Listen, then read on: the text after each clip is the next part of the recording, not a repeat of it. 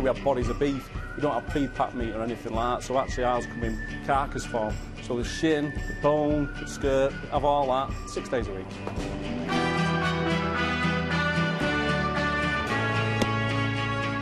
It's the bone that runs round the femur, so there shouldn't beef round it, and obviously it's the bone marrow in the middle of it there, that's bone marrow.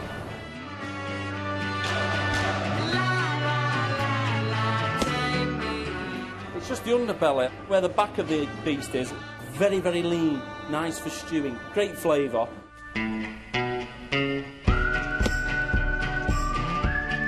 There's the leg, and that's the shin, and that's all the beef there. Great for casseroling, absolutely beautiful, where all the taste is.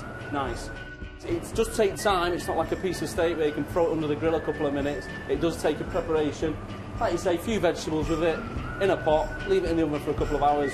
Beautiful, absolutely beautiful.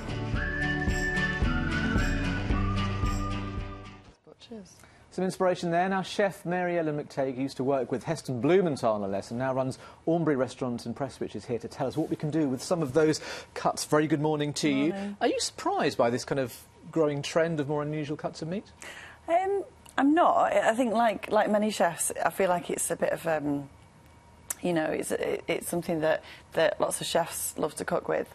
You know, it's good that more and more people are finding out about it, because they really are, you know, there's some really delicious cuts of meat that you can eat that aren't sort of used very often by people. OK, so in case anyone's wondering, that is a beef skirt, isn't it? Nothing to do with Lady Gaga's meat dress or anything like that. So what could you do with this, which you couldn't do with, say, a standard steak? Well, a lot of these cuts, so for example, the skirts, shin, oxtail, all these sort of less often used cuts of meat, they're fantastic for braising. So you would brown the meat, stick it in a pot with some vegetables, a bit of water or stock, stick it in the oven on low for a couple of hours, and you have a really lovely stew.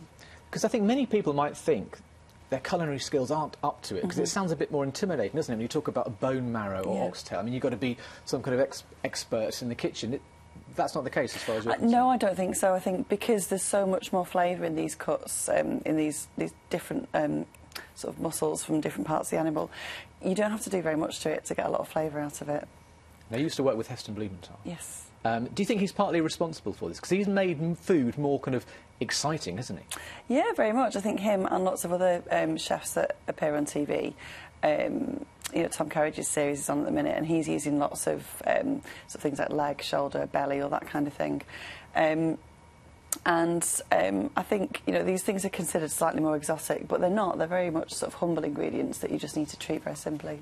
And has part of the issue been that there's been more supermarkets, fewer independent butchers, and that's why people have gone for the kind of the easy option, nicely packaged, quote unquote, in a supermarket, rather than advice given from a butcher? I think so. I think it's lack of familiarity, and I think if you're buying from a supermarket, you're buying something off the shelf which is pre-packaged, ready to just stick in the oven.